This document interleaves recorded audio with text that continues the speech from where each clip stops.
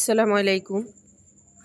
কাছে দূরে যে যেখান থেকে ভিডিওটি দেখতেছেন, আশা রাখি আল্লাহর অসীম রহমতে সবাই ভালো আছেন। আলহামদুলিল্লাহ, আমরাও ভালো আছি। এই তো নতুন দিনে নতুন আরও একটা ভিডিও নিয়ে হাজির হয়ে গেলাম আপনাদের মাঝে। তো আজকের ভিডিওটা শুরু করলাম। একটা জায়গায় যাব, কোথায় যাব, কেন যাইব, দেখতে থাকেন। ভিডিওটা দেখতে দেখতে বুঝতে পারবেন। তো একটা বিল্ডিং দেখাইছিলাম প্রথমে, এটা হলো সাভারে। বিল্ডিংটা কত সুন্দর করে মানে গাছ দিয়ে একবারে সাজায় রাখছে, এত ভাল লাগে। আমি আসলে মানে গাড়ি দিয়ে আসার সময় গাছটার দিকে এক নজরে তাকিয়ে থাকি, আমার কাছে অনেক ভালো লাগে। তো আমরা চলে আসলাম সাভার স্ট্যান্ডে, যেই এডা আছে নার্সারি, ওইখানেই আসলাম। এখান থেকে কিছু গাছ নেব। আর হলো যে বললাম না যে টপ পাই না কটা টপ কিনা নেওয়া যাইব। তো নার্সারির ভিতরে তো আর টপ বেছে না, নার্সারির বাইরে বেছে, ওইখান থেকে কিনে নেব। তো আগে একটু ঘুরে ঘুরে দেখতেছি যে কি কি ফুলের গাছ নেওয়া যায়। তো হলো যেই ফুলগুলো আমার অনেক পছন্দ হয়েছিল, ওই ফুলগুলো আমি একটাও পাই নাই গাছ। তো এই গাছ লাগান, পরিবেশ বাঁচান। আসলে গাছ আমাদের শরীরের পক্ষে অনেক উপকারিতা একটা জিনিস।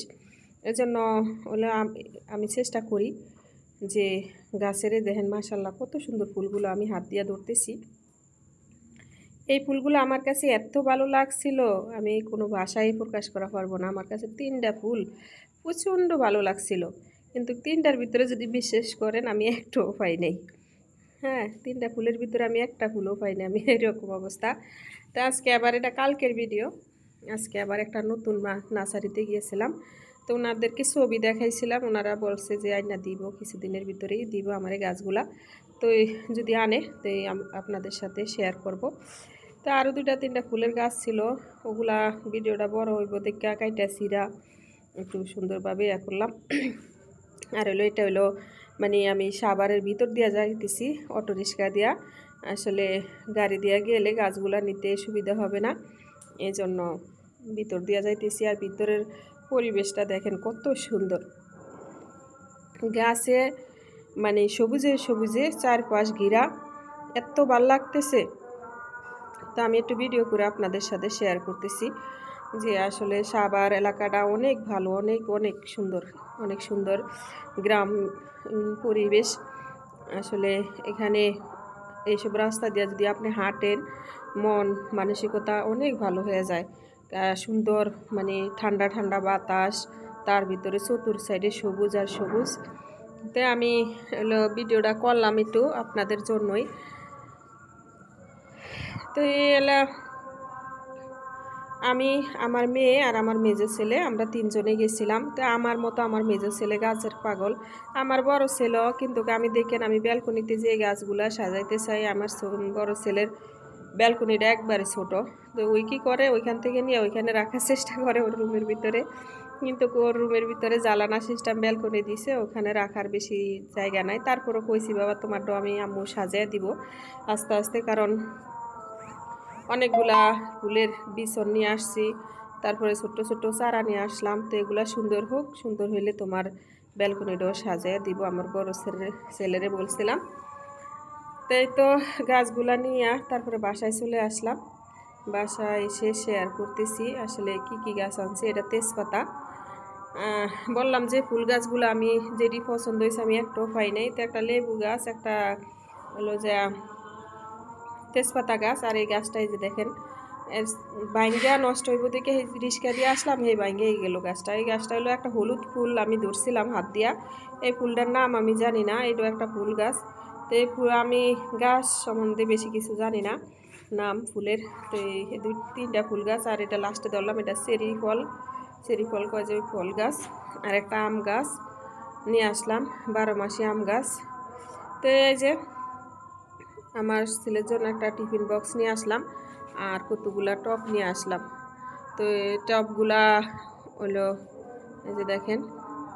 তো এই টপটা একটু বড় সাইজের হয়েছে। তো আমি দেখলাম কি, আমি যেই দোকান থেকে, আমাদের বাড়ির আশেপাশে যে দোকান থেকে টপগুলা কিনছিলাম, ওগুলার চেয়ে এখানে যাই আমি আরও বেশি দাম মনে হলো আমার কাছে। আর এই যে একটা এই বাস্কেটটা এত সুন্দর লাগতেছে আমার কাছে, অনেক ভালো লাগছিল, তো একটা নিয়ে আসলাম। আর এই যে দেখেন আমার ছেলে মাটি মিলাইয়া দিতেছে, গোবর আর লাল মাটি। সাভার এলাকা তো লাল মাটি যারা থাকেন কমেন্টে জানাইতে পারেন কে কোন কোন ভাইয়া পুরা সাভার এলাকায় থাকতেছেন।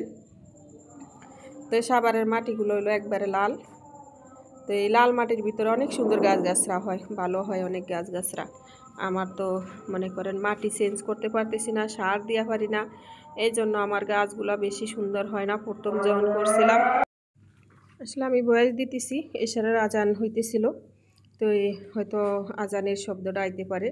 আমি মনে করব যে আমার প্রিয় ভাইয়া পুরো আজানের শব্দ নিয়ে কোনো ইয়ে করবেন না।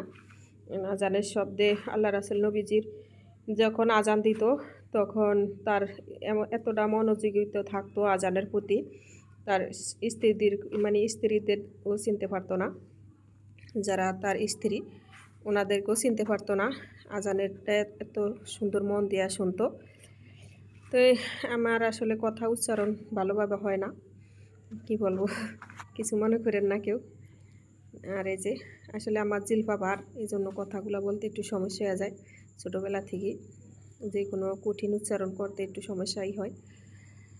আর এই যে গাছগুলা লাগিয়ে নিতেছি আমি, এটা হলো ছাদে বনলাম, লেবু গাছ, তেজপাতা গাছ আর চেরি ফল আর হলো আম গাছ, এতে কয়টা গাছ আমি ছাদেই লাগাইলাম।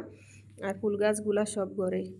আর আমার প্রিয় অনেক প্রিয় ভাইয়া পুরা ছোট্ট একটা রুম নিয়েও যদি থাকেন, রুমের ভিতরে চাইলে একটা গাছ লাগাইতে পারেন, দেখবেন অনেক পদের গাছ আছে যেগুলা ঘরের ভিতরে সেলাই হয়।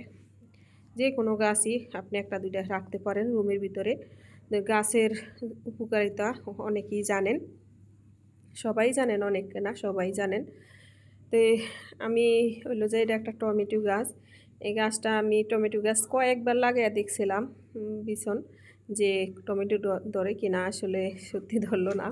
বর্ষাকালে টমেটো মনে হয় না যে ধরে। আর এটা একটা জাম্বুরা গাছ, জাম্বুরা গাছের নিচে আমি আবার ড্রাগন ফল গাছ লাগাইয়া দিছি, ওইখানেও ফল আসছে। আসলে আমার অনেকগুলা যে চাই তারই আমি হইলো যে ডাল কাইটা কাইটা দিই আমার। আর নিজেও কাইটা কাইটা অনেকগুলা গাছ বানাইছি। আমি প্রথমে 2টা গাছের চারা কিনা নিয়ে আসছিলাম। এই দেখতেছেন এনে কতগুলা ডাল ফলা হয়েছে। আমাদের দোতলার এক আন্টি হলো মানে বেড়াইতে আসছে, এক বাবির মা, তো ওনার বাড়ি বরিশাল, উনি প্রথমবার আয়া দেখে নিয়ে গেছে, ওগুলা নাকি চুরে নিয়ে গেছে, আবার ওনারও আবারও কতগুলা কাইটা দিছি। মানে যে চায় আমার ছেলের বন্ধুরা